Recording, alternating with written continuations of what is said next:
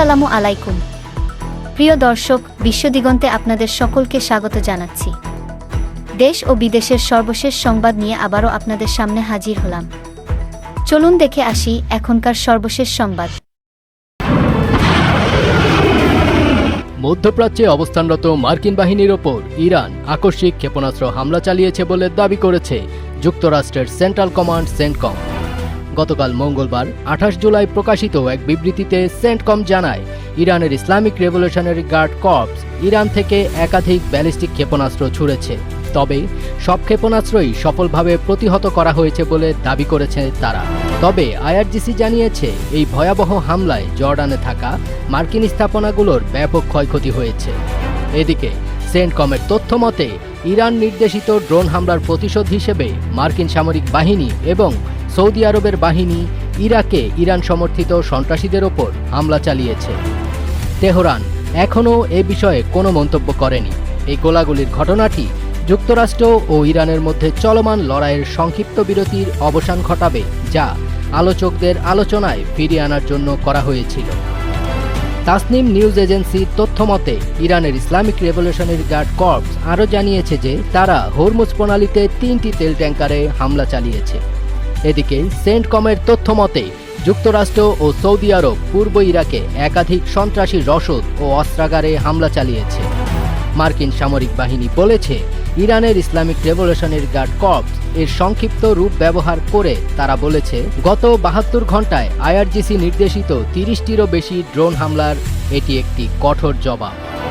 CENTCOM আরও বলেছে, ইরানের সামরিক বাহিনী এবং তাদের সন্ত্রাসী অনুচরদের অবশ্যই এই হামলা বন্ধ করতে হবে, না হলে মার্কিন সামরিক বাহিনীর আরও প্রতিক্রিয়া এড়াতে হবে।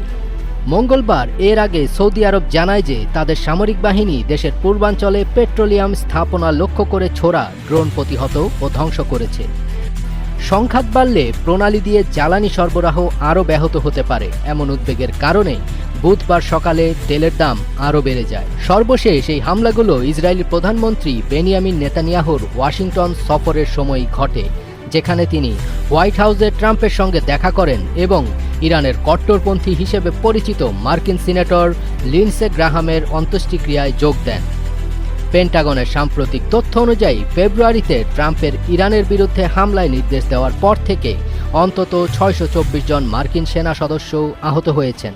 পেন্টাগন আরও জানায়, আহতদের মধ্যে 417 জন অপারেশন এপিক ফিউরির কারণে আহত হয়েছেন। এই অভিযানটি ছিল ইরানের বিরুদ্ধে পরিচালিত যুক্তরাষ্ট্র ও ইসরায়েলের যৌথ সামরিক অভিযান।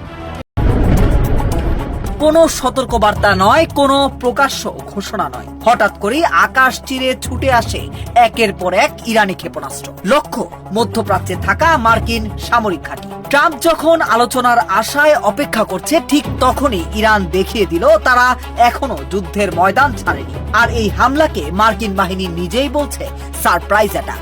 এর মানে ট্রাম্প প্রশাসন বুঝে ওঠার আগেই চরম আঘাতের মুখে পড়ে মার্কিন ঘাঁটি।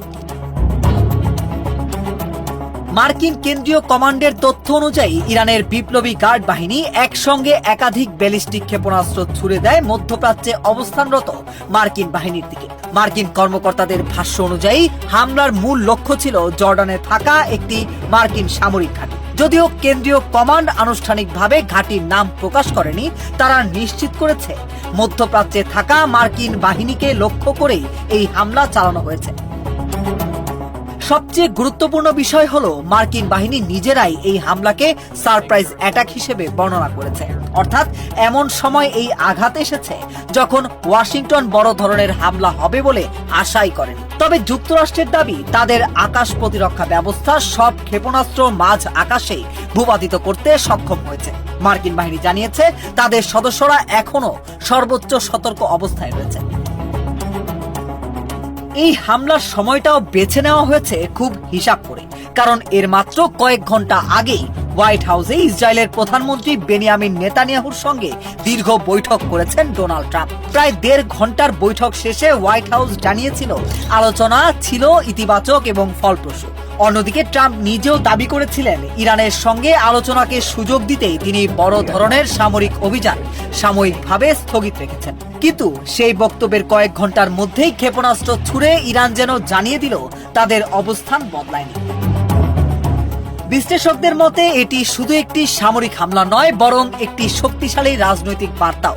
কারণ আলোচনা চলার মধ্যেই এমন হামলা দেখিয়ে ইরান বোঝাতে চাইছে প্রয়োজন হলে তারা যে কোনো মুহূর্তে আবারও যুদ্ধক্ষেত্র উত্তপ্ত করতে পারে। যদিও টানা 14 দিনের সংঘাতের পর বড় ধরনের হামলা বন্ধ ছিল, কিন্তু এই নতুন ক্ষেপণাস্ত্র হামলা আবারও প্রমাণ করলো সংঘাত এখনো শেষ হয়নি। একদিকে আলোচনা, অন্যদিকে হঠাৎ ক্ষেপণাস্ত্র হামলা। এই দুই ঘটনায় এখন মধ্যপ্রাচ্যের বাস্তবতা। ট্রাম্পের ভরসা যখন কূটনীতি, ঠিক তখনই ইরান দেখিয়ে দিল যুদ্ধের ময়দানে চমকে দেওয়ার মতো ক্ষমতা তাদের এখনো অটুট। ফলে এটাই কি নতুন সংঘাতের শুরু, নাকি আরো বড় কিছু অপেক্ষা করছে? এই প্রশ্নের উত্তর এখনো অজানা। প্রিয় দর্শক, এখনকার মতো এখানেই শেষ করছি। দেশ ও বিদেশের সর্বশেষ সংবাদ জানতে আমাদের চ্যানেলটি সাবস্ক্রাইব করুন। সাথে থাকার জন্য ধন্যবাদ। আল্লাহ হাফেজ।